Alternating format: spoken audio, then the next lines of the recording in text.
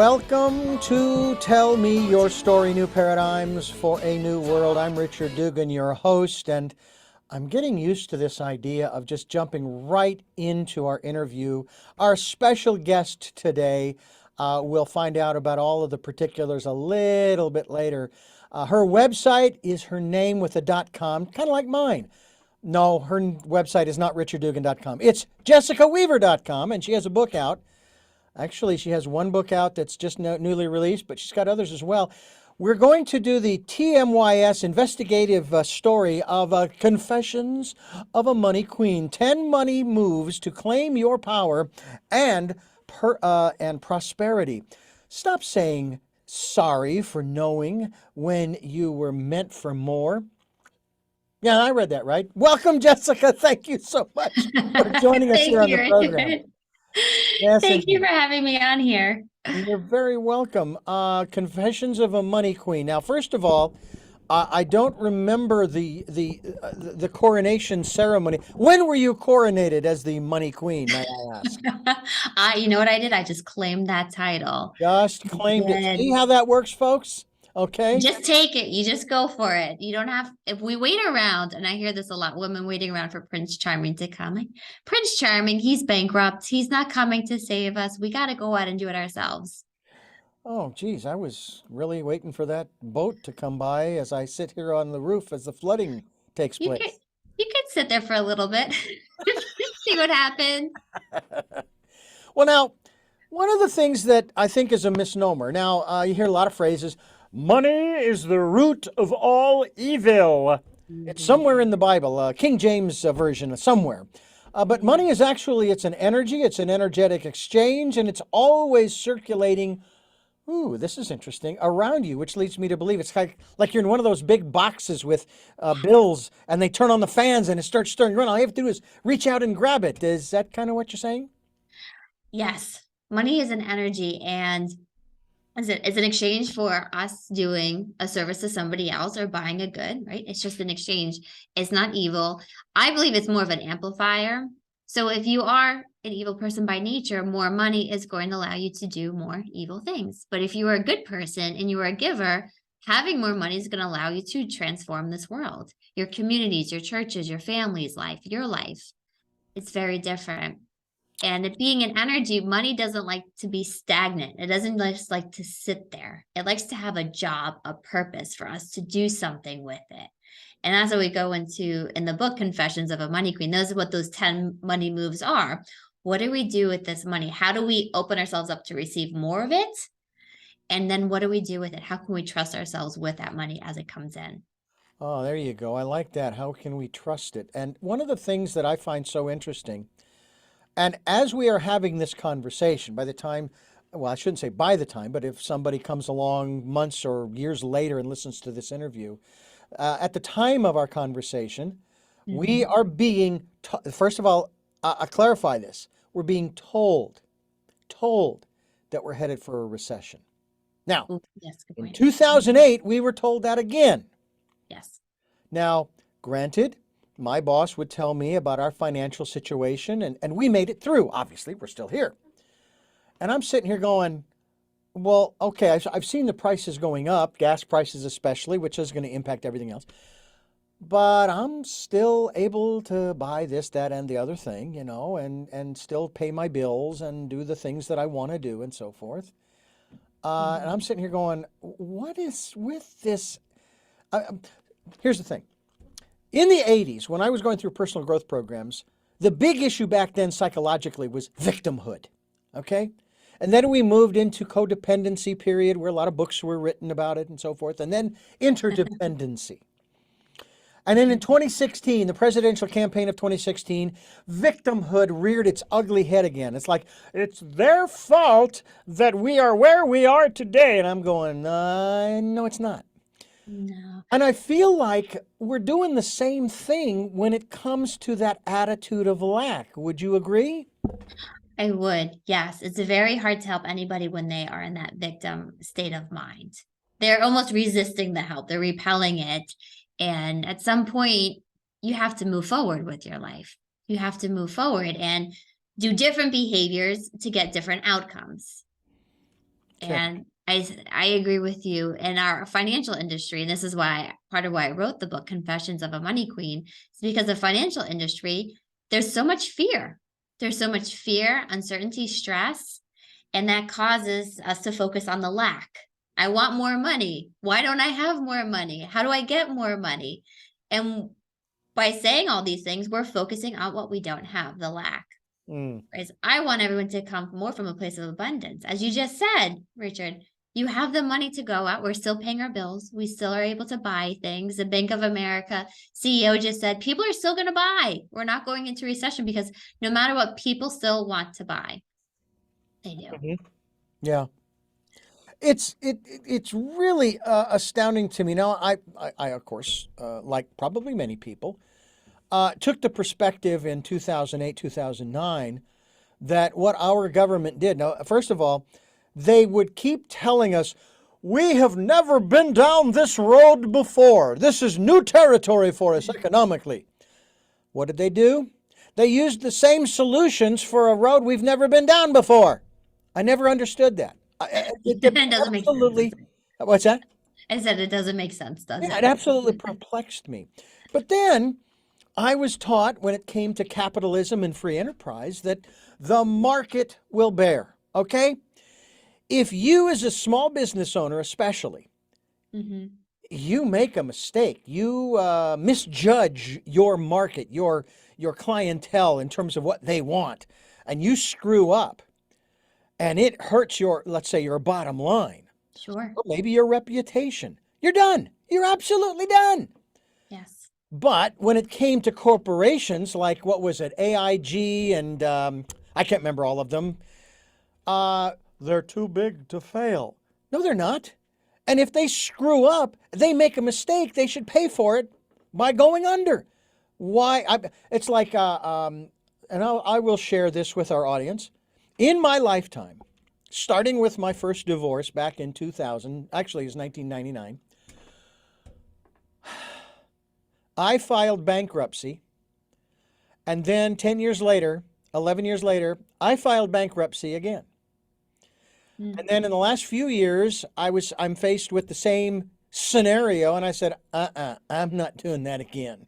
Not First of this all, time around. I was told that the rules had changed, that it was going to be even more difficult. Plus, I also knew that it was going to be expensive uh, in terms of having an attorney and going through that whole thing. So I Sure. went a different path. And I got to tell you, it's like uh, I love it. I've got 4 more years on this program to go. 4 years, and as opposed to number one, 10 years. Big difference. My credit scores crashed. I was in the 400s. Hmm. Okay, I've been in the sevens. I've been there. I've sniffed that rarefied air of 700. The mountain air. Yeah, I'm back in the fives. There you I'm climbing back out.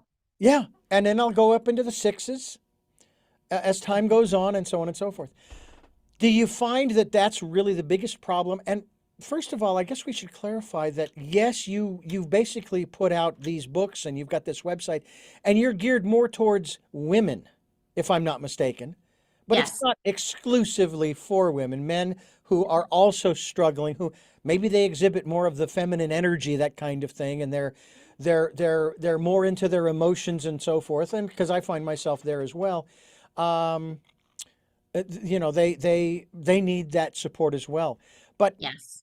do you find that let's go with the women, because they're usually not allowed to participate or let's say control or handle the Mhm. finances in a relationship, or if they're single, they've never done it before, so they don't even know where to start. They get a paycheck, they put it in the bank, and then they do whatever that they do. They make the same mistakes, or they take the same actions repeatedly and wonder why things haven't expanded as they've been told. Like the New Age movement would say, do what you love to do and the money will come. And some of them will do it for 10, 20, 30 years and still wondering, where's the money? Where's the money? Where'd it go? What Talk to happened? me about the repetitiveness, Einstein's theory of insanity. Insanity. Yes, it's true. And as you said, you seem like you've done the work. You chose a different path. You're seeing different results. And it sounds like you're on the path to fixing that, right? Your worth, the new trajectory of what your worth is going to be. And we do. We work with men, women. We are here to support all investors, all clients, everyone who needs our help. Unfortunately, the financial industry has gotten it wrong with women and kind of neglected women for so long. And women, we tend to fall into these roles just because of what we observed from our own mothers of usually women do the day-to-day budgeting, but they don't see the overall picture with the finances. And I've seen from my own grandmothers to my aunt's family of women getting screwed over in a divorce or an unexpected passing. My grandfather passed away 6 months into his retirement. Oh, wow. So thank goodness he chose the survivor option. He worked on the railroad his entire life. He picked the survivor option. So my grandmother got that pension and she lived until 98. Did she Oh, think she was going to live over 35 years by herself in retirement? No, but we have to plan for those plan Bs. But yes, everybody is deserving of wealth. Everybody's deserving of being a millionaire, being a billionaire. We really are. But the problem is, as you said, patterns. We only know what we know. We only know. So if I grew up around $100,000 in income, that's all I know. And if I almost give myself tunnel vision, so I'm not even looking at opportunities that I could be at 200,000 or 500,000 or even $1 million a year of income. It's unknown to me. So I don't even put myself in positions to get that level. So we do fall into these patterns, or you've probably seen it, Richard, with celebrities, professional athletes. They make a ton of money. And then what happens? All of a sudden they're declaring bankruptcy or they're back to having little or no net worth. It's because they almost self-sabotage themselves. They short circuit. The money doesn't feel safe. They don't feel deserving of it. It happened way too quickly. And they didn't physically, mentally, emotionally prepare for that amount of wealth. You know, the stories come out constantly of lottery winners who will win hundreds Great of point. thousands of millions of dollars, and within 365 days, they're right back where they started because they didn't change the mindset, right? Yes. I love this quote, and it's one of the first quotes in my book, Confessions of a Money Queen, is if you want to change your wealth, change the quality of your thoughts. Mm-hmm. And that's why having these conversations on a regular basis with people who have the wealth that you want or are achieving that wealth, it's going to set you on a different path. It really is. Now, I actually I should have started this program out by having you start out by saying, "Forgive me, Father, for I have sinned. It's been X number of days, weeks, months, years since my last financial confession." I love I am a reverend, it. mind you, but I find it interesting that there are several things, not too many of them, but I know one of them that you don't talk about in the workplace, especially, is how much you make. Oh, big faux pas. Now, what I'm about to say is not a hit on my current employer. It is not intended as such. I haven't had a raise in 14 years. In 14 years. And yet, here I am. I got a little meat on my bones, still have a place to live, make the car payments, get the food on the table, and so on, because I do a bunch of extra stuff on the side, like That allows you to bring. audiobooks or do production for commercials for people, and so on, and so Mhm. on, and so on. And a lot of people might be appalled at what I just said. How could you say that, you know? Well, Mm. because it's the truth, but I don't hold my employer responsible Mm. You took it because into I your own want to put, hands. I'm sorry? You took it into your own hands and you created a side hustle Well, that allowed especially you to. considering I was given permission to do that with the facilities. But Oh, sure. there is, this is one of those universal laws that I'd like to talk about. I'd like to have you talk about because you referred to it in that little piece I read a moment ago. One of the universal laws is there is always an exchange. Hmm. And as long as you aren't coming from the philosophy, which one of my general managers of a radio station that I worked at back in the 80s and early 90s took on, the law of diminishing returns, as long as you don't take that on, you're going to get sometimes equal to or more than what you put out. Yes. There is always an exchange. And you can't fight it. Just like without a giver, there can be no receiver, and vice versa. So you have Yes. to be willing to be both. Yes. Talk to us about how we get into that mindset of accepting Mm. the fact that there's always an exchange. And probably more importantly, I am worthy of that exchange. Yes. That is huge. You will never be wealthy until you fix your worth. This is I'm having a speaking event tomorrow. I'm speaking to a women's group, and that is the whole theme. You will never be able to keep your wealth if you don't fix your worth first. So we need to understand, as I said before, we're all worthy of millions of dollars, of billions of dollars. What is it? It's a story that probably started when you were a little kid. Most of our impressions of the world come in between the age of 3 and 7, which is very, very early. I have a 5-year-old and a 2-year-old, so I'm thinking about this a lot lately, Richard. What are they taking in? Are they witnessing their parents fighting? So do you think, does money cause conflict? Well, if it does, you're probably going to avoid it. You're going to avoid talking about money. You're going to avoid speaking with your spouse about money because you don't want that negativity or that conflict. Or what was the saying growing up? Was it money doesn't grow on trees? We don't Which have is enough really funny money for because this. technically it really does. It is made, yes, it is made from trees. There you go. Was it no, we don't have enough money for this, or we don't have enough time for this? All of those sayings are from a scarcity mindset of lack.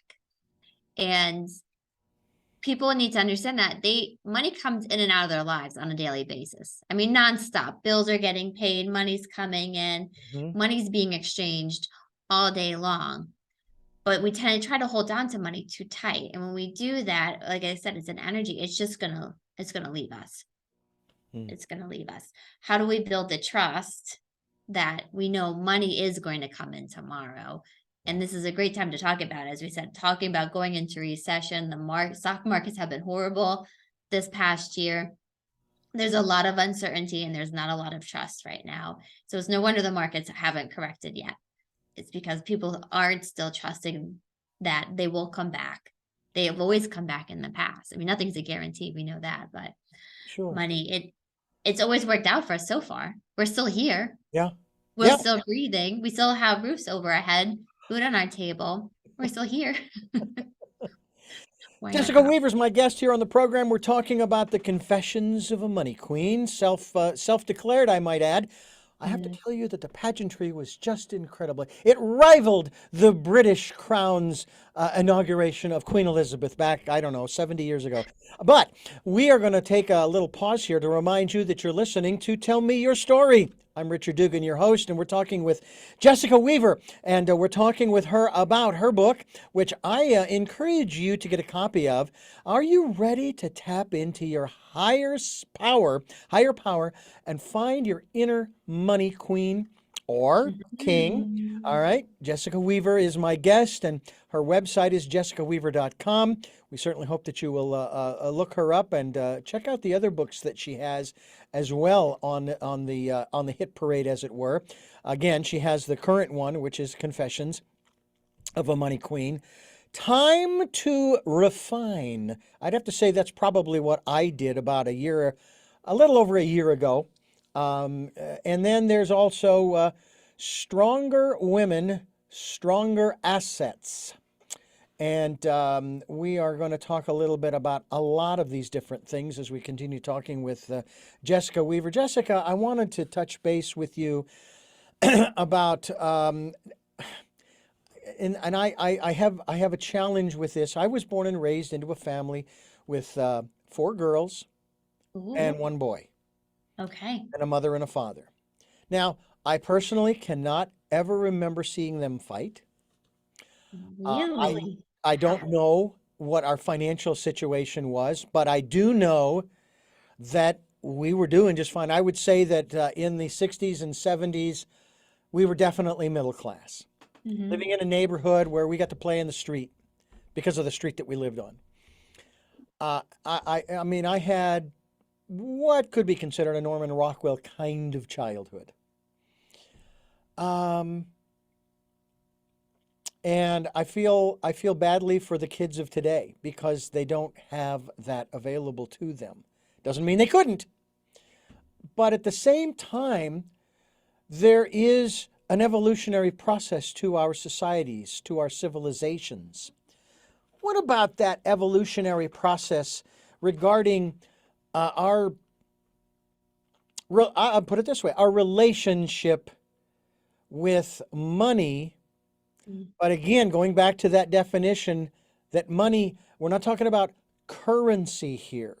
We're actually talking about that energy, that energetic dynamic that we use in many, because sometimes you don't need dollars and cents in our economy because you can barter. Hey, I'll do this for you in exchange for, and I know the government doesn't like that because they don't get a piece of the pie. That's a whole nother area we may touch on.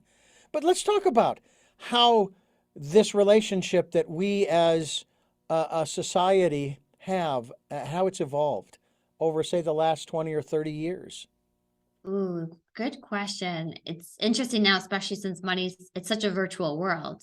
My Yeah, kids don't really see money being exchanged. I pay the babysitter with PayPal or Venmo. yeah. We donate to our church online. So it's important now for parents to bring money back into the house so the kids can actually see what money looks like. It's not just this plastic card that is unlimited.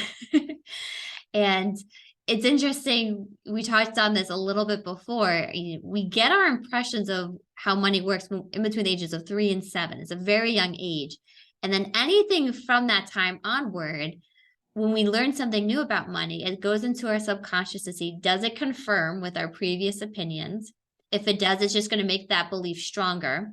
And if it doesn't, it kind of pops it back into the conscious mind to keep analyzing and assessing until it's going to fit into the story that we told ourselves at the age of 3, 5, 7 of money. So anything after that's either going to confirm it or go against it. And then let's say you get married and your spouse had a completely different upbringing than you.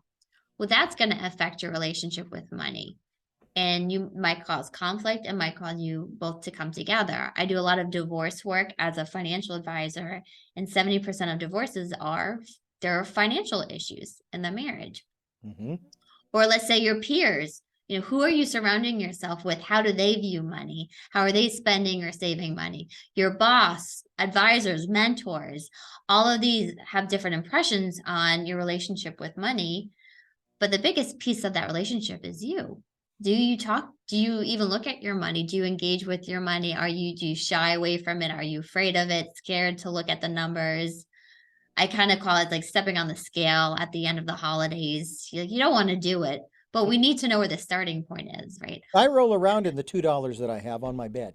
You We're very close. You throw them in the air There it like is. confetti. Yes, very true. Yeah. So our relationship with money is always evolving, always changing as we evolve and change, and as the world evolves and changes as well. So we need to embrace that relationship, though. We need to date money. We need to give it some tender love and care and give it attention back. Yeah. We do. One of the things that I talk about quite regularly on this program is, and this goes to your point about shifting our thoughts. Yes. And the phrase that I've often used on this program is words have power. Talk to us about that in relationship to not just our thoughts, but how we talk out loud to ourselves as well as those people around us. Using this case in point, you've got two phrases. That's not bad. That's good.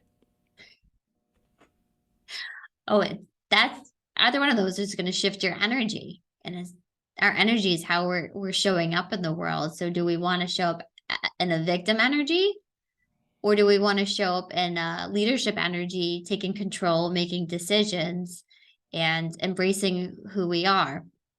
And those are great examples. Do I want to show up in the negativity, or do I want to show up in a positive light and positive aspect for it? So Yes, two very different phrases that they seem similar, but it's going to completely change how you are. I talk about this a lot in my first book, Strong Woman, Stronger Assets, money mantras. So going back to our relationship with money, there are a few things that can change our relationship with money. It's getting advice from somebody that we respect, that we value, like an advisor, a teacher, a professor. We can all think of a professor or teacher that's left an impression on us. So that's one way. Another way is repetition. So these mantras, these things that we say to ourselves quietly or out loud, doing both is very good as well, can rewire your brain to see things differently. And when that happens, it's like we're taking the blinders off of our eyes and new opportunities are going to start to find us. And again, we're showing up differently as well. Yeah. I look at it, I'm a boss. When I hire people, do I want to hire somebody who's negative? No, I don't need that energy around me. There's Yeah. enough negativity in the world. I want somebody who sees a problem and gets excited Yeah. and wants to solve that problem. It's the same thing. That's how we're showing up in the world. That's the energy we're presenting. And that energy is a magnet to other people to want to be in your world. You know, it's interesting too, because I think about that in reference to some of the people that I've hired over the years at the different stations I've worked at. And then I took a look at the last president we had, and I would ask business owners, if this person weren't the person they are, but they had that same personality, would you hire them? And they say no. Then why did you elect them? I don't understand. I'm not trying to be political here. We're talking with Jessica Weaver, and we're talking about her latest book, which is Confessions of a Money Queen, here on Tell Me Your Story. I'm Richard Dugan, your host, and it's a pleasure to have you with us. Tell me about, I want to get back into what we were just discussing in terms of words having power, and there's another area I want to go into. But before I do that, I want to ask you about the pink fix movement. Tell me about that, because I was talking with another one of my guests about her lipstick and how bright and vibrant it was, and she Ooh. told me the color of it and that that's the only color that she wears. I'm curious, is that the same situation with you? And then, of course, let's talk about the pink fix movement. So you want to know about the lipstick first? Is Let's that see what you're about the lip. Yeah, asking? what the heck? Why Do you not? want me to show you how many colors I have in my lipstick bag? Oh my, okay. I have quite a few different shades of pink depending on how I'm feeling for the day or my outfit is.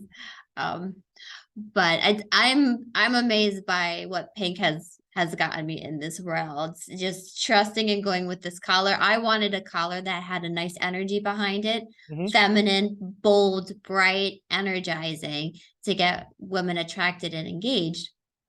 And that I just started showing up in pink. My first book, Strong Woman, Stronger Assets, I had pink pants on, and that's what started it. I never thought it would amount to this, but it's brought me to building a multi-million-dollar company business and a platform for women advisors, investors, and clients. That's been amazing. So we started calling it Getting Your Pink Fix by jumping over onto our blog, reading our books on social media, basically saying, what is your daily touch with your money? How are you engaging with your finances on a daily basis? So instead of saying it that way, we said, why don't you get your pink fix in for the day?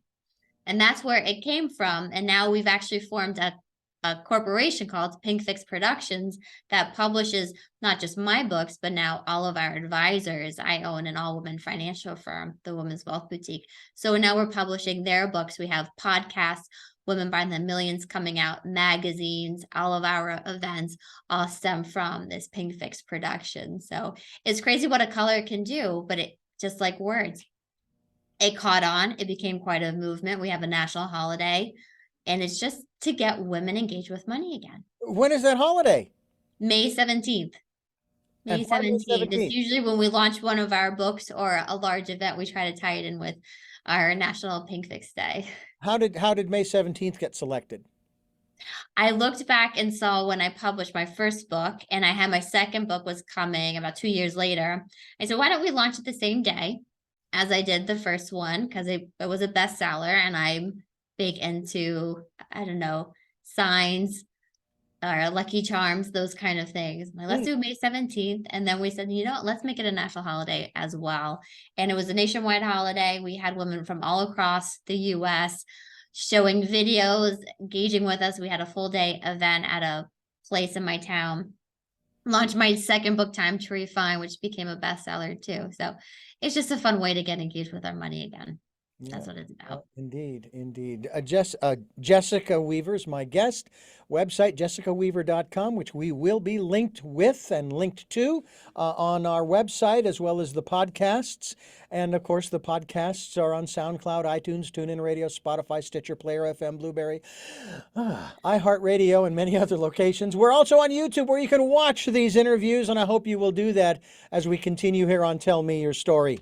I'm Richard Dugan, your host, and Jessica, you made a comment. Jessica Weaver, my guest here on the program, you made a comment about how you sort of look for signs and those kinds of things. So it leads me into an area that I will go into now. We'll come back to some of these other things in just a moment. How important is one's connection with the still small voice, their inner voice, their intuition in this process? And if I It may, I'll is. give you a very, very brief, I'll keep the story short. The story short. I needed to make some kind of, I'll call it refinement in a financial situation. This was before I went down the new road that I'm in now. And I kept getting this prompting, you need to do this. And I'm going, wait a minute, no, that's contrary. That's contrary to what I'm trying to accomplish here. No, I can't do that. And it wouldn't go away. And I did it. I said, all right, fine, you're not going to leave me alone until I do it. I still chose to do it. I wasn't pressured. And I did it. And after I did it, a day or two later, had I not done it, things would have been a lot worse. Wow, So look at that. talk to us about the importance of listening to and not just listening, following the prompting of the There's a still two small parts to that. Very voice. good Two-part, point. that's right, exactly. This is a great time to be talking about this too, again, with the markets being so crazy, a lot of uncertainty with our economy, with the government, inflation, recession talk. And what happens when we're looking at our money and we're state of stress, right? Money, who's felt stressful about money? We all have. We're Mhm. stressful. What our body does is it stops sending chemicals to our brain. It stops pumping blood to pieces like our critical thinking part of our brain, to even our digestive system, and it pumps blood into our arms and legs so that we can fight or run away. We Mhm. go into fight or flight mode. So we talk about this a lot in Confessions of a Money Queen, is carving out time to move from that stressful state of mind into a more relaxed, peaceful state of mind, which allows the chemicals to come back to our brain, allows us to re-engage that critical thinking part to help us make better decisions. We do this in different ways, like meditation, gratitude journals. It could even just be walking outside, getting fresh air is a huge part. That allows us to then let our intuition, our subconscious, talk to us during those periods of time. We're not in a stressful state, we're in, we call it a receiving state. And it's so important because our subconscious is trying to warn us or trying to get us to take new action. It allows, I think of it as God talking to me, right? God is leading my next direction. And I have to tell you, Richard, it doesn't matter how much money somebody has. If they don't have that trust or intuition, it's never going to feel enough. There's always are going to be scared. I say for the first million, I'm still scared. The second million, 5 million, $10 million in, I'm still scared. Until you can open up that intuition and start trusting, it's almost like a muscle. We got to start working it again. They're never going to fully feel safe with the money. So it's amazing what can happen when we do tap into that trust and intuition and let it lead us, guide us. And it's going to give us inspired actions, not just any old action or an old action that hasn't worked before, but new, inspired, intentional actions that we should all follow and learn more from. JessicaWeaver.com's the website. Jessica Weaver is my guest, and you, my ladies and gentlemen, friends, are listening to and watching Tell Me Your Story. I'm Richard Dugan, your host, and Oh my goodness, the confessions of a money queen, self-proclaimed, self-ordained, and now wearing that crown proudly, and sharing with us the things that she has learned. I want to ask you about, and again, I'll keep this story brief because I want your perspective on this and how this particular story ties in with some of the elements within your book about the steps that one might take, especially in terms of changing one's thought process and the words that come out of one's mouth and so forth. Mm, And I remember reading this story and I'm thinking, boy, actually, that wouldn't be a bad way to go. I mean, it works. And it goes like this. Got two guys, two okay. gals, two could be. And they go to breakfast one morning, and I'm going to stick with the guys. You got Bill and Frank. And at the end of the meal, they had a great conversation, great meal. And Bill receives the check for the meal, and he Okay. reaches into his pocket and he pulls out exactly the amount of money that he needs for the bill plus gratuity. And then they, Bill and Frank, they go on their way. They get together a few days later for lunch. Same scenario, great food, great conversation. Check comes. Bill reaches into his pocket, pulls out exactly the right amount, pays the bill, and they go on their way. Dinner. A few days later, they get together for dinner. These guys like to eat. And same scenario, same thing happens when the check comes. And Frank is observing all of this, and he says, Bill, first of all, I want to thank you for paying for the meals here. I really appreciate it. He said, hey, it's my pleasure. I enjoy doing it. But I just have a question for you. How is it that the last three meals we've had, you've always had how did you know how much the bill was going to be? Because you didn't know what I was going to order and Hmm. so forth, and maybe you didn't even know what you were going to order. How is that possible? He says, well, okay, let me tell you. I was going through this box of stuff in my garage one day, and this was a box of stuff that I had bought from a yard sale, and there was this lamp in there. It was real dusty and dirty, so I got a cloth and I started to clean it off and rub it down and get all the dust and dirt off of it and what have you. And all of a sudden, this genie comes out of the bottle and says, I will give you one wish, and you can't wish for more wishes. It's okay. And he thought about it. And, well, can I get back to you? Hey, I will always be here. Just rub the lamp and I will come back out and grant your wish. So he thought about it for a couple of days, comes back, rubs the lamp, genie comes out. I know what my wish is. Hmm. I wish that I will always have the money that I need for the things that I'm buying. And that is how he was always able to have the exact amount, whether it was out on the town, whether it was, and again, this guy is not extravagant. He's not going nuts. Okay, he Right. has balance in his life, and he's responsible and so forth. I wonder that story, if we had that attitude that we would always have what we needed when we needed it, and not three, four, five, six, seven, eight places before the decimal point in our bank account. Hmm. Is that something that you feel is, how can I put this? I don't want to say doable, but is that a practical or more esoteric concept that, yeah, it sounds like a great idea, but that's wishful thinking. You need to be more practical, more realistic. Well, it's a good thing I just watched Aladdin with my kids the other night, so I'm pretty fresh with the genie in the bottle. It's a lot of pressure when you're given just one wish, though, too. So that was a good intentional wish. Hmm. Give some time with that, I would say. But the one issue I have with that wish, though, I would ask for more than enough. And this is what happens. People do have this mantra of, I always have enough, but enough doesn't give you a sense of security because it's like, I just have enough to pay my bills. Okay. I just have enough to keep like going.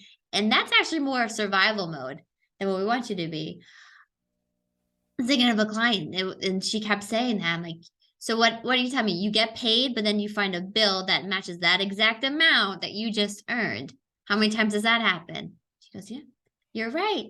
I earned $5,000 in commissions, but then I needed to go replace, or my property taxes came up and it was exactly 5,000. So you're not saving anything extra.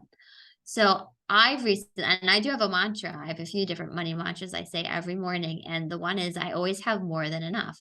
I want to be able to pay all of my bills, but I want to have a little, not a little, I want to have extra to save so that I don't even have to worry if I don't receive any money for years, I still have more than enough. Mm. More than enough. So I would push it, and that's what I would suggest the guy I- in the story. And for everybody listening and watching is why settle for just enough? Why not have more than enough? okay. And I will challenge you with this. Ooh. There's a biblical passage in the New Testament where his disciples and followers are grumbling, oh my God, where are we going to get our next meal? What am I going to wear to the dinner tonight? And the shoes that I need a new pair of sandals and this and that and the other thing. And his basic response, I paraphrase, okay, is, do you see that bird up in the tree? Mm. That bird does not toil. He doesn't work.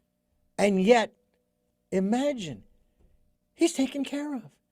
Plenty of food for himself and his family. He's got the energy to fly about and do the things he wants to do. He's not worried.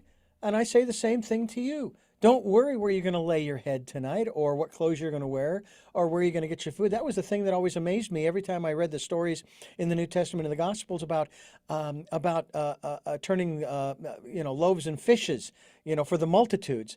And then he would do it again, and then he would do something else, turning water into wine and so forth. And he every time people turned around, he was multiplying the loaves and fishes, shall we say, and they never got it. It was like, he can do this, and maybe you can too. But my point being, nature, this is one of the other things that I promote quite often, is I personally believe that nature is our best teacher, our greatest teacher. From that standpoint, how many squirrels do you know store up nuts for 3 years? Or even 2 years for that matter. Yeah. They only store up for that season. Is that, again, I go back to the question, is that a practical way of looking at it? And again, I'm not disagreeing with your mantra about having more than enough, Mm. but, we are natural creatures. We live in a natural world. Yes. And we're very short-minded. We Mm-hmm. tend to make decisions in a space of what's going to happen in the next moment versus in 20, 30 years down the road. Right. And I love that passage that you quote. And there's a lot of examples of that, even with the manna that God sent. And if they kept it for the next day, it was rotten. Yeah. And God's saying, and this is the point of those stories, God's saying, don't worry about tomorrow. And that there is and I don't know where it is in the Bible, but he does say there are plenty of stresses today. You do not need to stress over tomorrow Right. on top of them. Mm-hmm. So this is really teaching the lesson of trust, that I can trust more is coming in the future. There's plenty more in the future. But when you talk about when he multiplies the bread and the fish and he fills 12 basketfuls of leftovers. Mm-hmm. So Jesus does believe in more than enough because he does create he multiplies things. He's not a divider, he's a multiplier. He builds a lot more because then you're able to give back. I forgot about the leftovers. Those 12 baskets. Or There there's you two, go. he helps the fishermen and they bring 2 nets full of fish, Mm-hmm. right? So much. So it's not just about money, isn't just about, fit us. It Mm-hmm. goes way beyond our own limitations, our own BS and money stories. It's how do we now use this money, which now can be a source of power, to transform our communities, our churches, the lives around us, generations to come? Why does it with every generation we have to start from scratch with wealth? How can we keep setting it up for better and better for our generations to come with it? And that's when you start talking about legacy, which Yeah. I love to talk about with Oh, yeah. people. Well, I tell you what, we will talk about that. But one of the things that I found interesting, I was working in a Christian radio station during, I think I mentioned, during the height of the televangelist era in the 80s, early 90s. Mm. And I think that one of the messages, maybe that I got and others, is that what seems to happen when these people get a lot of money is that they start living what's referred to as an opulent lifestyle. Now, first of all, I saw the gold fixtures in the bathrooms and the gold toilet. Now, first of all, I'm just wondering what company makes gold fixtures and toilets? Sugar toilet. And number two, why would you want one with what it's used for? Okay? The Royal I don't know. Hiney wants to sit on some gold toilet. Okay. But I guess that the message that was being sent, Mm, maybe it was more by the news media when all of these people got caught in their comeuppance, which I knew was coming. I mean, you couldn't keep doing what they were doing. What they were doing was unsustainable because it wasn't living within that law of exchange. They were keeping more and so taking and forth. taking. By the Yeah. same token, here we have the free enterprise system here in capitalism, and we have two sort of opposing philosophies. One is, and this was, of course, with immigrants coming over, let's say, through Ellis Island from the late 1800s into the 1900s, that this is the land of opportunity.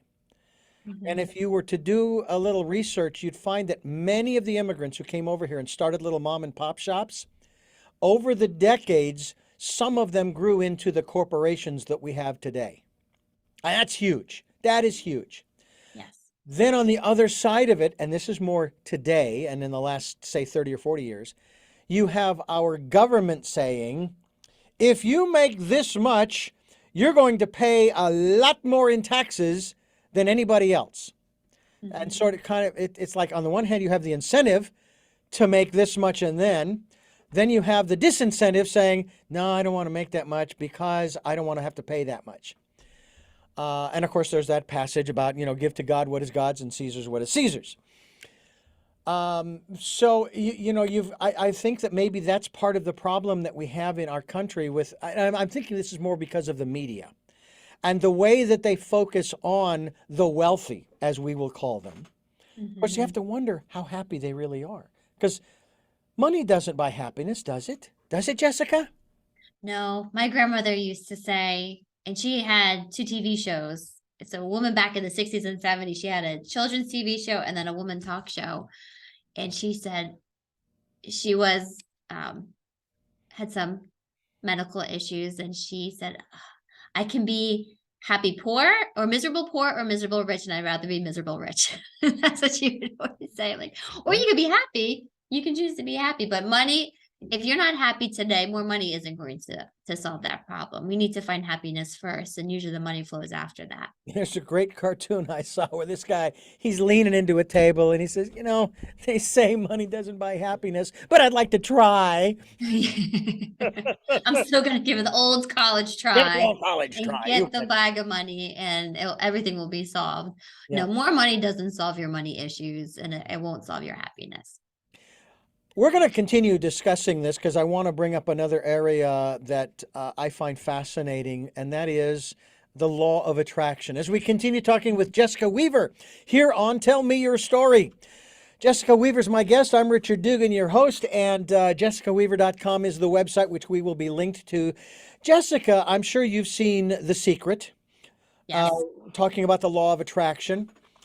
This goes into a little bit different realm, but I think it's still relevant, and you correct me if I'm wrong. I'm open to that. All of my philosophies, all of my positions are built on straw houses, and so if you want to light them up, go right ahead. I'm willing to burn them all down. I've never heard that analogy. Okay, Love it. so you've got the law of attraction, and I was Yes. interviewing someone about it, and they said, well, it's a great idea, but they left out one part. They didn't do it on purpose. They're not trying to hide anything, but they didn't focus on this part.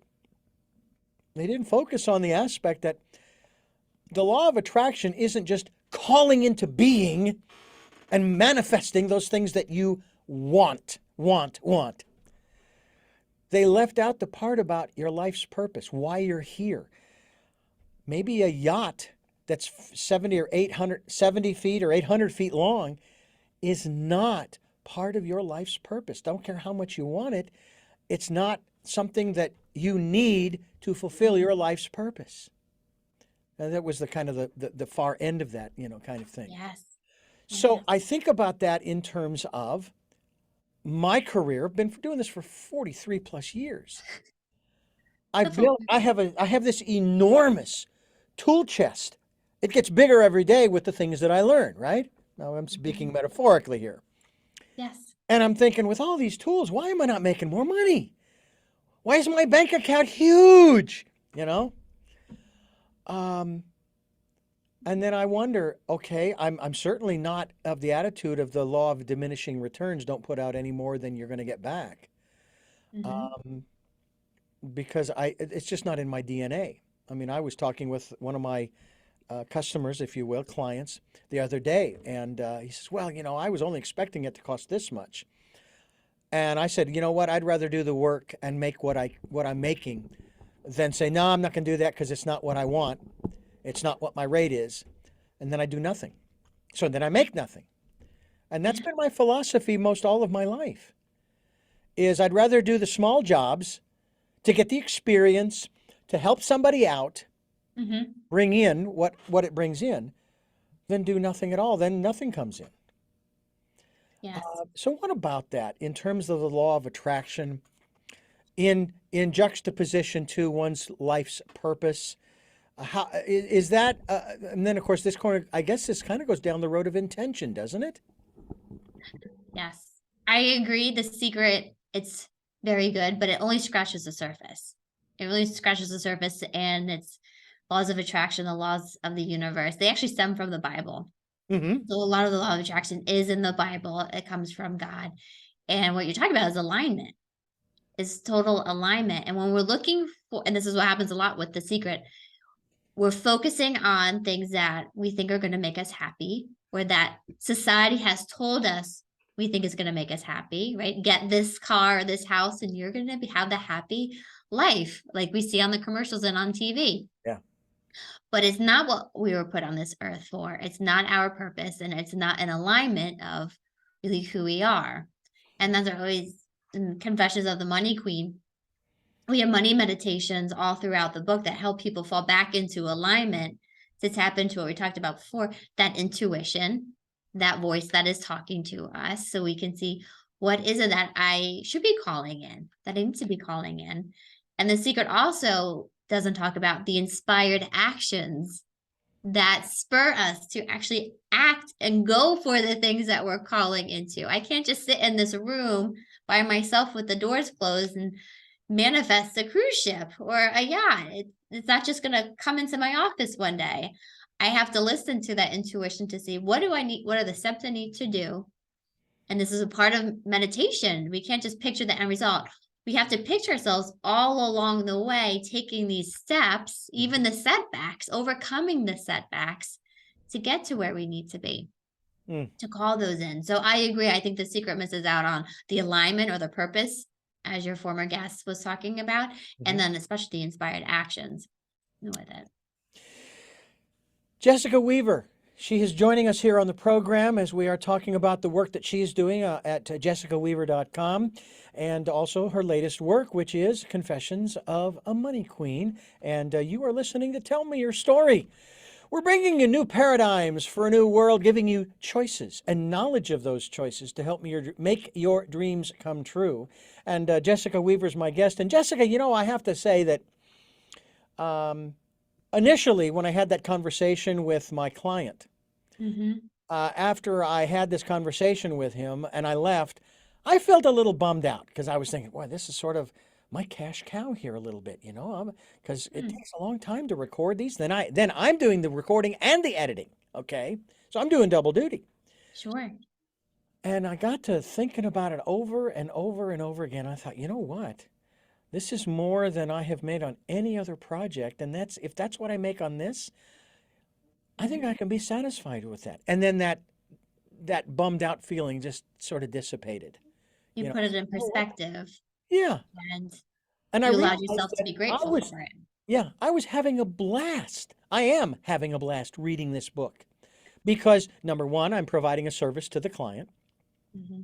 But number two, because I haven't read many books. I mean, I don't, you should see not only my studio, my office and the pile of books that I've got here at the office.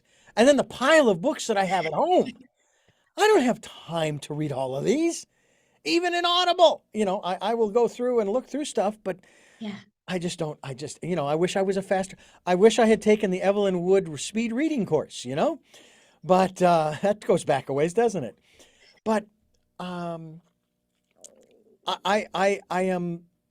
I'm excited every time I put the headset on with the boom and I get the recording program up and then I get the Kindle up on the same computer and flip screens. I start the recorder and I just start going at it and away I go and I'm going, okay, what's going to happen next?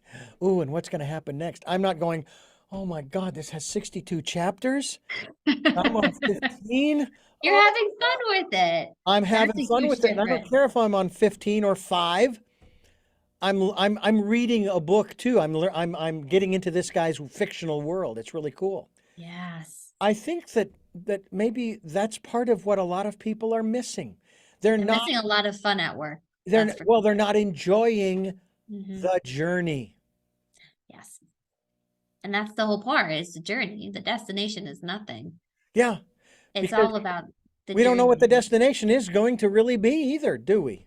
We never do. Because it's always a journey. We Yeah, get to that one goal and there's a mountain of other goals that we want to and there's achieve. So another one. Yeah. you have to get very comfortable and grateful for just being on the journey. Otherwise, you're living in the future. You're ignoring what's happening right now. It's true. Yeah. I find this conversation fascinating, Jessica. I want to know a little bit about the I don't know whether it was a wrestling match, a boxing match, rugby, football, baseball, basketball, skeet shooting, the fight that you were in over money. Because one of the things that I learned very early on was when I'm calling my creditors, just to kind of negotiate a situation, I always remind myself, look, the person that you're going to get on the phone, whether they are from India or they are from America, they didn't make the rules. Mm-hmm. All right. They're just on the other end of the phone trying to assist you in whatever way they can.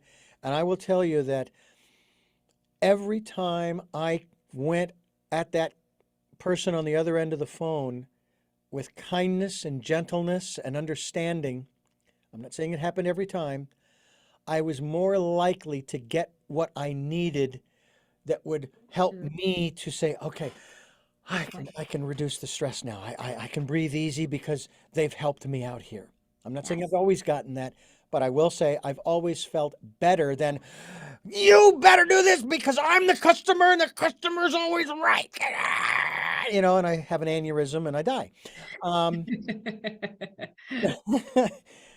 talk to us about how we can change our relationships with the outside world by changing our relationship Mm, in the inner world to our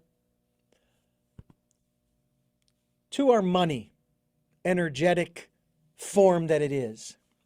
yes. And that's such a great reminder because we all get frustrated when we're on those calls and we're trying to spit out this poison to somebody, like our rage, our anger, our frustration, and like who can take it? And I've been on the receiving end because again, the markets have been horrible this past year. And I'll take it from my clients. That's what I'm here for. You can vent to me.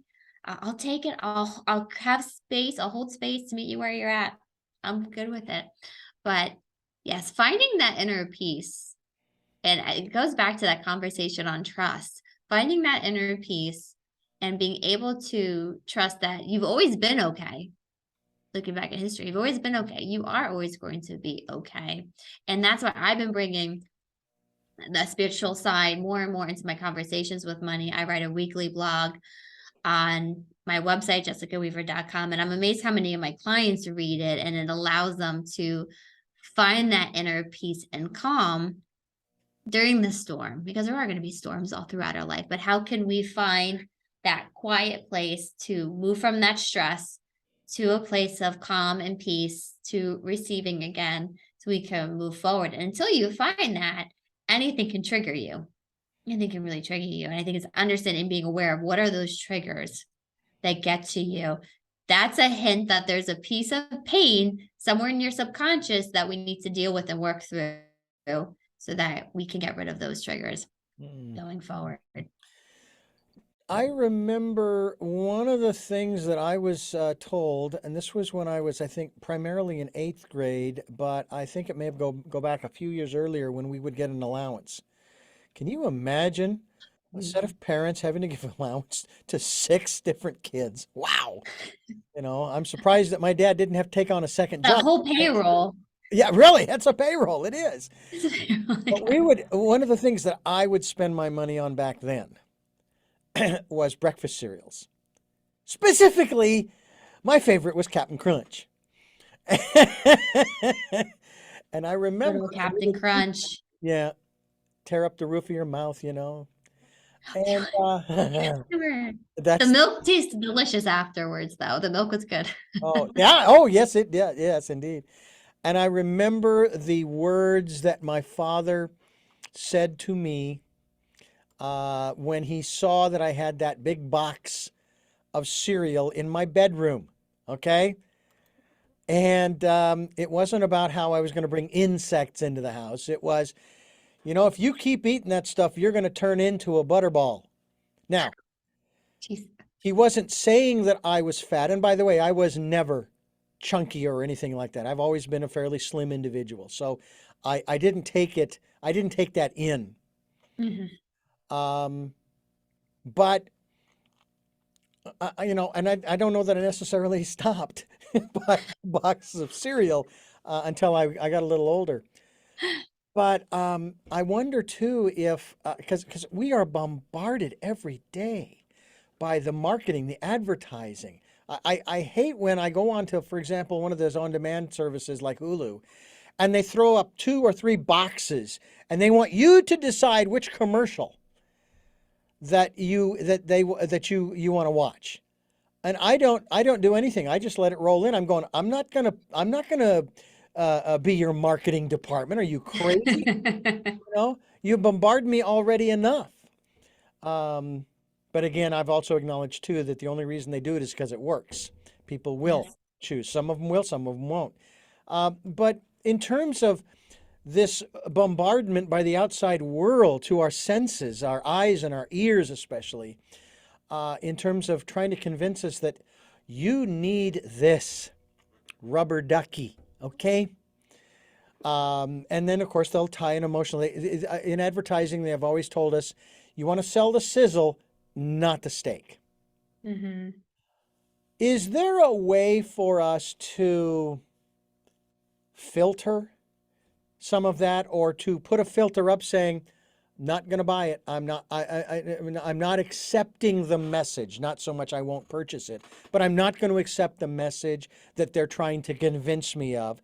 And this goes over not just into products and services, but even politicians and campaigns and political ads. Yes. Yes. That's true. And you can put a filter up there. We don't want to resist it because what we resist persists. It's like depriving ourselves on a diet and then you end up binging Yeah. the entire next month. Or I see it a lot. People, I'm not going to spend anything extra this month. So what do? The month before they stock up, so they spend extra the month before, and then they're already writing lists what they're going to spend on the next month. Yeah. So it doesn't help. But there are ways to, and we talk about this all the time with our clients, with the women that we work with, is what are your priorities? And it takes some work to filter through what the world's told us what our priorities should be versus what are our actual true priorities.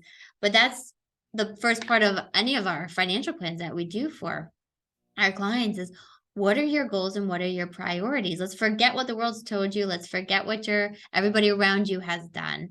But what's important to you? And we need to carve out space to allow ourselves to go there and Hmm. to think about it. Sometimes we're scared to even admit what we're after, what our goals are, because what if we don't hit it? We're ashamed or it's too big. Who am I to think that big? Jessica Weaver is my guest. This is Tell Me Your Story. I'm Richard Dugan, your host. And Jessica, I want to ask you, this is a delicate subject. Seriously, it is a delicate subject, so I want to tread lightly here. As I said, I grew up with four sisters and a mother, so I have probably more of an affinity towards the female and more towards the feminine energies, if you will. But you're a very beautiful woman. You have Thank that you. lipstick. Now, If you have any facial blemishes, I wouldn't know if you're wearing makeup to cover that up. And this goes to this whole business of the advertising industry Mm. and the billions of dollars spent Oh, on sure. cosmetics in this country every year. I've told my wife that she does not need cosmetics. She doesn't need to wear lipstick. And for the most part, as long as we've been together, especially for the past 20 years of marriage, she really hasn't worn makeup. Wow, that's great. And she does actually A have, lot of money too. well, that's true too. But of late, she's starting to get into it. Now she's in her early 70s, and that's fine. And I'm doing my utmost to support her if that's what she feels that she needs to do, because I want her to be happy. Now, obviously, the makeup is not going to make her happy. It's got to come from inside. It does. But it's hard to convince, especially women. But now, and maybe for the last 10 or 15 years, now they've been bombarding men with certain cosmetics and creams and moisturizers and so forth, because men should take care of their skin too, you know. I was like, wait a minute, I thought I was supposed to be tough and rough and have calluses on my hands, kind of thing. What about that aspect, not only in terms of the dollars and cents that a woman might spend on an annual basis, it could be hundreds, if not thousands of dollars, Sure. as opposed to maybe putting that hundreds or thousands of dollars into, I don't know, maybe, I'm just throwing this out there, therapy to start to accept herself the way she is, as opposed to the way she thinks society wants her to be. Yes. Yes, it's kind of a double-edged sword, this subject. And I agree with you. Beauty, if you no amount of makeup isn't going to make you feel beautiful if you don't feel beautiful Mhm. from within, Yeah. right from the start.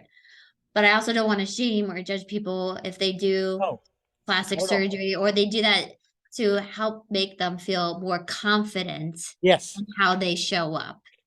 And I think that's more of it is if this pink lipstick allows me to feel confident at a meeting asking for promotion, then why the heck not? Why Yeah. not put And it I'm on? not, again, I'm not being critical in any way, shape, or form. Exactly. Yes. But for myself, I played basketball. I played basketball high school and college, and I've broken my nose a few times. So I've had a few nose surgeries to fix it. So I understand. I'm very insecure about my nose. I'm extremely insecure. I look at my face and all I see are the bumps.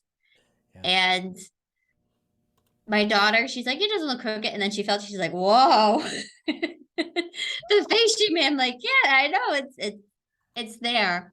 But on the same note, I've had so many issues from the surgeries from the broken noses that I don't know if I'd ever put myself through a surgery that I'm opting in for that I don't necessarily need on the same note. So I Right. think it's for everybody each, but I do encourage everybody to fully accept and love themselves without anything on. Hmm. Staring, I do this every morning, stare at myself in the mirror. I do the Mel Robbins, I give myself a high five with brushing my teeth, right? The toothpaste on, no makeup, shiny face, frizzy hair. Can I love myself in this moment? If I can, then I'm good. I'm good to go. And I would agree with you. And again, this has been an evolutionary process for me because quite a number of years ago, maybe a couple of decades, I used to be, I don't want to say critical, but I was like, what in the heck is the deal? You don't need breast implants. You don't need a nose job. You don't need this, that, or the other thing. And I guess it was casting a judgment, if you will. And then I began to realize, well, if that gives the person, the woman or man, more confidence in themselves, I say go for it. Because um, as I shared earlier, a question that my wife asked me about, what would you, if you could change anything about me, what would it be? And of course, I'm thinking, uh-oh, this here's a Your trap. question. I'm not gonna go there. No, sorry. Touching that with the 10-foot pole. So Nope. she says, okay, I see you're, hesitant. So I'll go first. I can't even remember what it was maybe it was, the thing I'd change about you is I'd get you your two teeth back, in your mouth, which, okay, I appreciate that. So now I understood where she was going. And I said to her, I said, if there was one thing I would change about you, Hmm. it would be your confidence in yourself. Oh, good one. Okay? Good one, Richard. I would help you, or I would want you to have greater confidence in yourself. Hmm.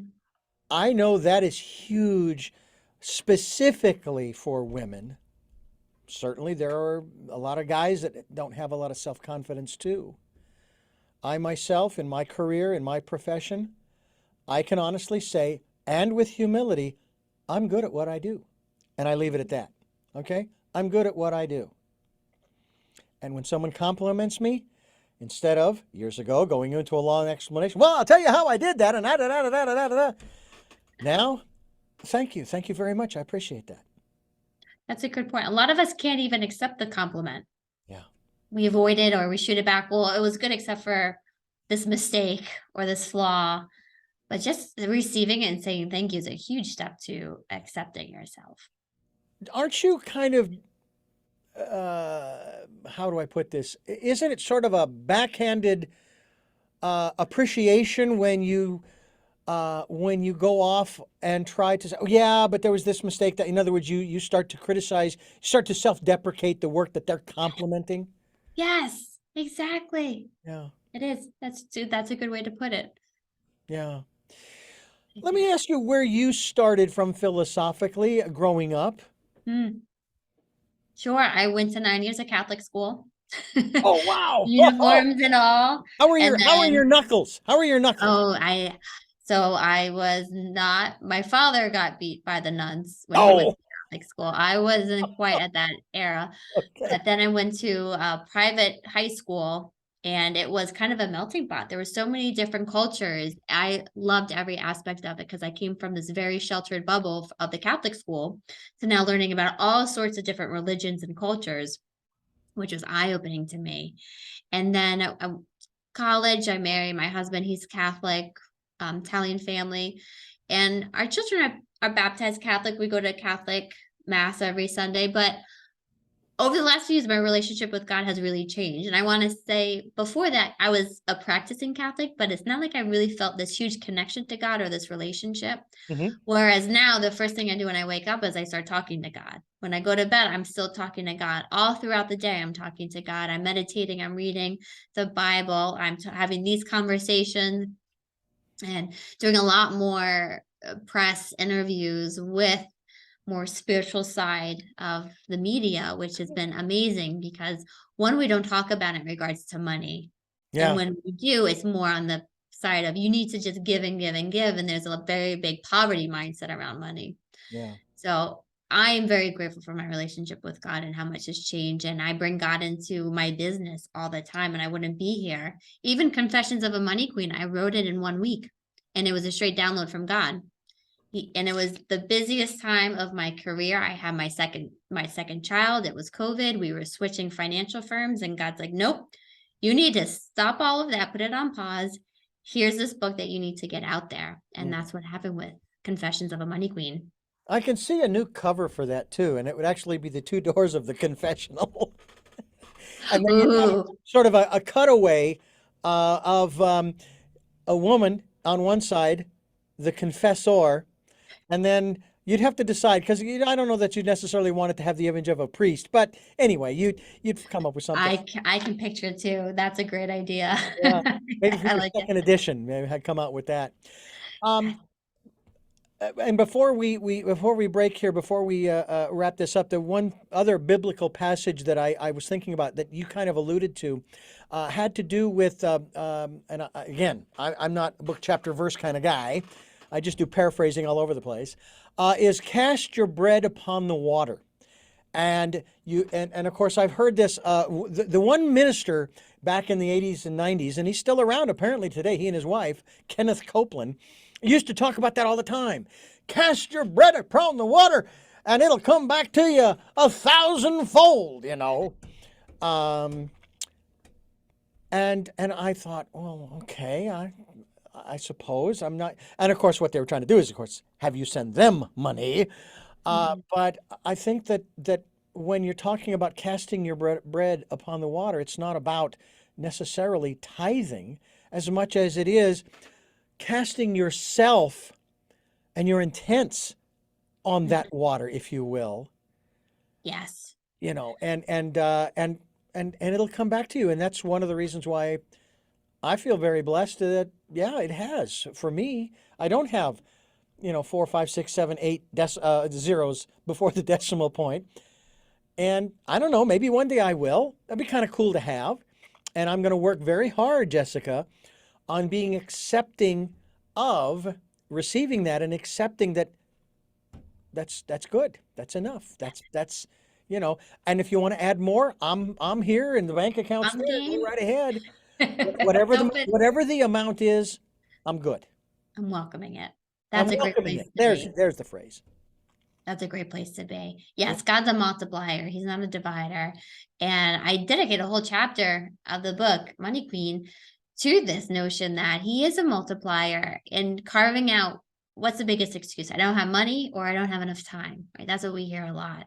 God wants God wants us to have plenty of time and plenty of money coming in.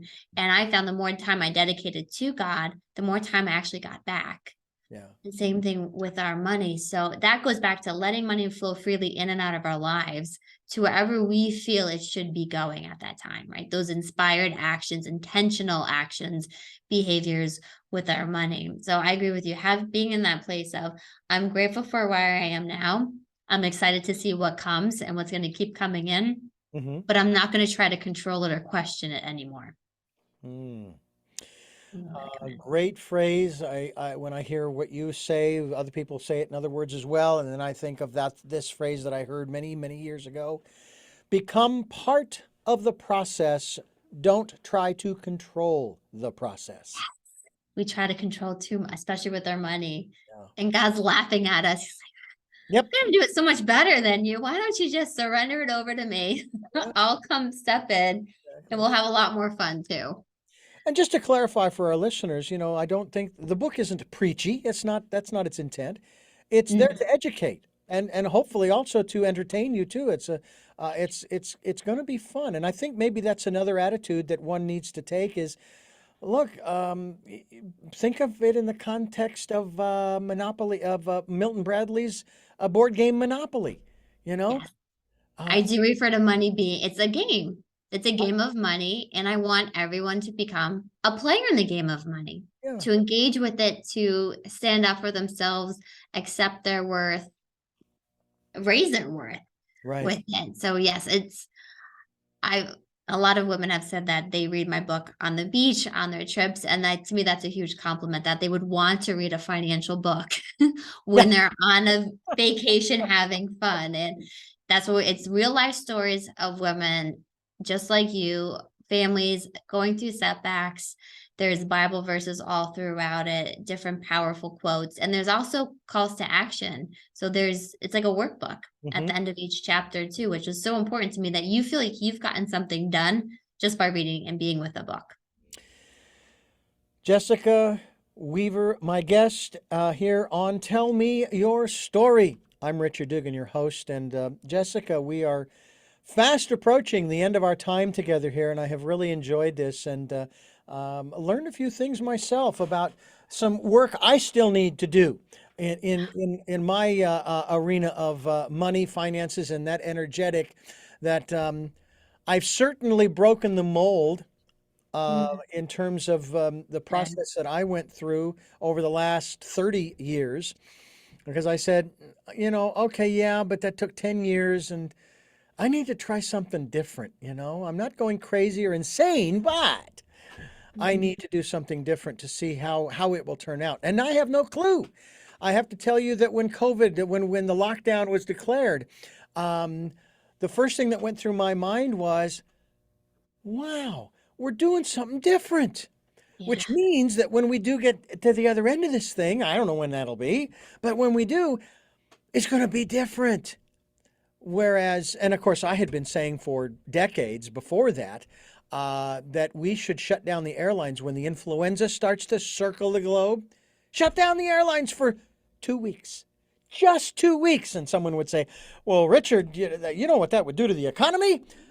As compared to what the last 2.5 years have been, it'll be a blip, okay? And it'll stop it in its tracks, you know? But then the other part of it was this. What opportunities are there going to be that will open up that we don't even know exist yet? Yes.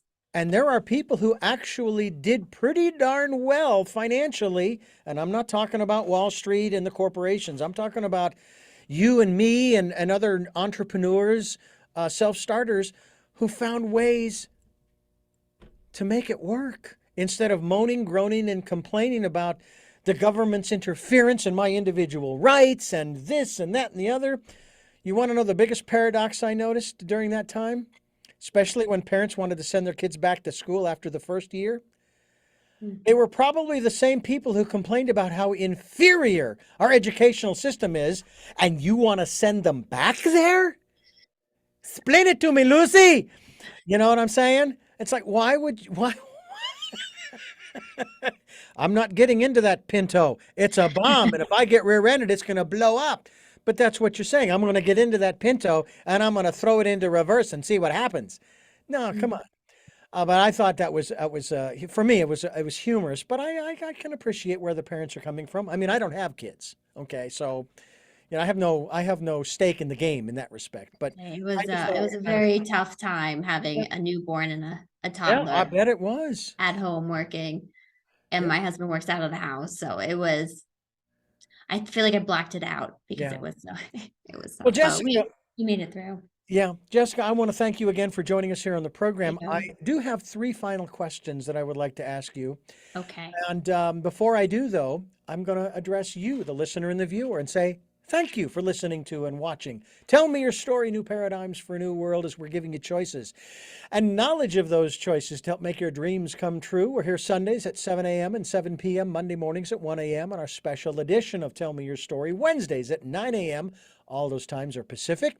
And we're streaming live at those Pacific times at richarddugan.com. We're also on SoundCloud, iTunes, TuneIn Radio, Spotify, Stitcher, Player FM, Blueberry, iHeartRadio, Amazon Music, and a whole bunch of other locations that are just too numerous to mention. And we're also grateful for those who repost, so thank you for that. We are also on YouTube where you can watch these interviews. And of course, we will be linked to jessicaweaver.com so that you can find out more about the work she's doing, get a copy of her book or books. Maybe you order all three. Maybe there's a bundle package. Who knows? We also hope that you will take time to spend time listening to that still small voice and just being quiet in that quiet, peaceful place within during this, the decade of perfect vision, the 2020s. And if you'd like to support the work that we are doing, we're talking about money here. And you'd like to support us energetically, we'll take the energetic support as well. There you go. And we'll take financial support, dollars and cents, through PayPal. It's there for your security as well as ours. And with that being said, we go to our questions for our guest. And I will tell you, Jessica, that we changed out one of the questions as of our 15th anniversary program back on September 7th of 2022. All right. So the first of those three questions, this is still one of the originals. Who is Jessica Weaver? Who is Jessica Weaver? I am a mom, a wife, an advocate for women in the financial industry, and I am a daughter of God. Also an original question. What is your life's purpose? My life's purpose is to change the financial industry for women advisors and investors and clients. That has been very clear over the last year. And the new question is, what was your best day? Best day. That's a good one. I want to say when my kids were born. Everyone hates being at the hospital, but I loved it.